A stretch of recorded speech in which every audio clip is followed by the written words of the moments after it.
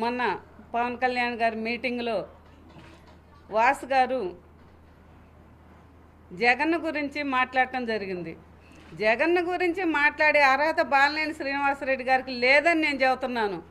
ఎందుకంటే రాజశేఖర రెడ్డి గారు పెట్టిన భిక్షని ఆయన బాలినేని వాసు గారు చెప్పడం జరుగుతుంది. జగన్మోహన్ రెడ్డి గారు కానీ వైవి సుబ్బారెడ్డి గారు కానీ రాజశేఖర రెడ్డి గారి లేకపోతే నీకు మినిస్టర్ పదవి కానీ ఎమ్మెల్యే పదవి కానీ అసలు వచ్చేదేనా? ఈ ఒంగోలులో నేను నాయకుడని ఒక రకంగా చెప్పుకుంటా ఉన్నావు.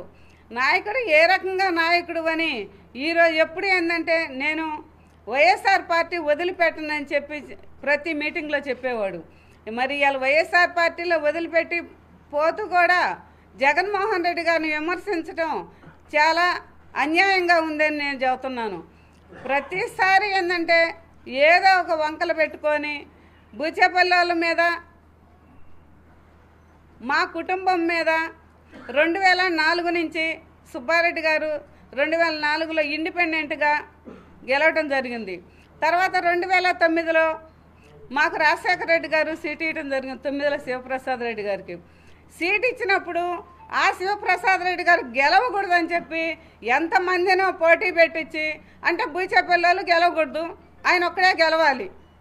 మరి అందరికీ మనకి రాజశేఖర రెడ్డి గారే కదా సీట్ ఇచ్చింది, ఆయన అయితే గెలవాలి, ఇంకెవరూ గెలవకూడదు జిల్లాలో.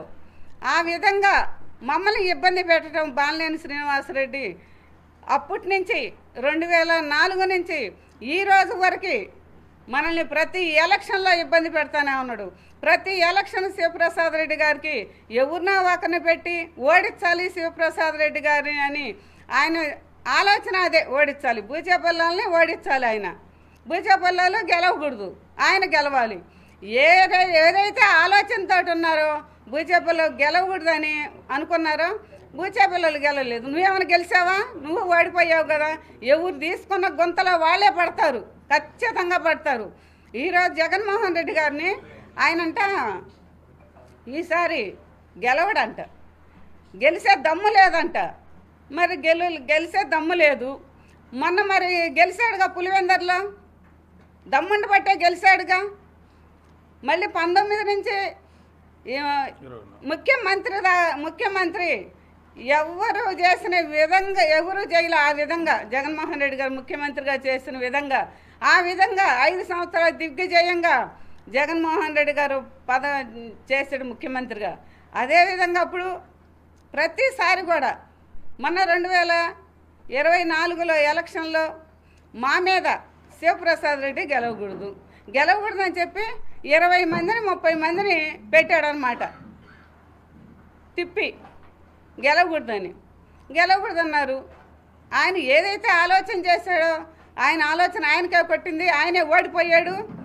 శివప్రసాద్ రెడ్డి గారు ఎంతమంది ఎన్ని చేసినా కూడా శివప్రసాద్ రెడ్డి గారు గెలవటం జరిగింది. అదేవిధంగా ఏంటంటే నిన్న మీటింగ్లో ఏం చెప్పాడు, బూచేపల్లి వెంకాయమ్మ సీటుని నేను లాగేస్తాను అని అన్నాడు. బూచేపల్లి వెంకాయమ్మ సీటు బూచేపల్లి వాళ్ళ మీద అభిమానంతో మాకు జగన్మోహన్ రెడ్డి గారు సీటు నాకు ఇచ్చాడు జిల్లా పరిషత్ చైర్మన్గా. ఇప్పుడు నాకు జిల్లా పరిషత్ చైర్మన్గా నువ్వు తీసేయడానికి ఏ విధంగా నువ్వు తీసేస్తావు? నన్ను అసలు ఈ కుర్చీ టచ్ చేయడానికి కూడా ఆయనకు అర్హత లేదు. వాసుకి ఏం అర్హత ఉందని ఆయన నా కుర్చీ లాగేస్తాడు? నాతో పాటు జడ్పీటీసీలు అందరూ ఉన్నారు, ఎవరు పోయేవాళ్ళు కూడా లేరు, నువ్వు రమ్మన్నా కూడా వచ్చేవాళ్ళు లేరు.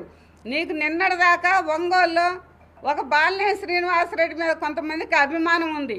ఆ అభిమానం కూడా మొన్న ఎలక్షన్లో కాదు, నిన్న మీటింగ్లో ఆయన మాట్లాడటానికి జగన్మోహన్ రెడ్డి గారు ఏ విధంగా మాట్లాడాడో ఆ మాటలను చూస్తే చాలామంది నిజంగా ఇసుక్కున్నారు. ఆ విధంగా నువ్వు చేసుకున్నావు. నువ్వు జగన్మోహన్ రెడ్డి గారు గెలవడంటున్నావు. రేపు 29లో ఖచ్చితంగా ముఖ్యమంత్రి అయ్యేది జగన్మోహన్ రెడ్డి గారే, ఖచ్చితంగా అవుతాడు.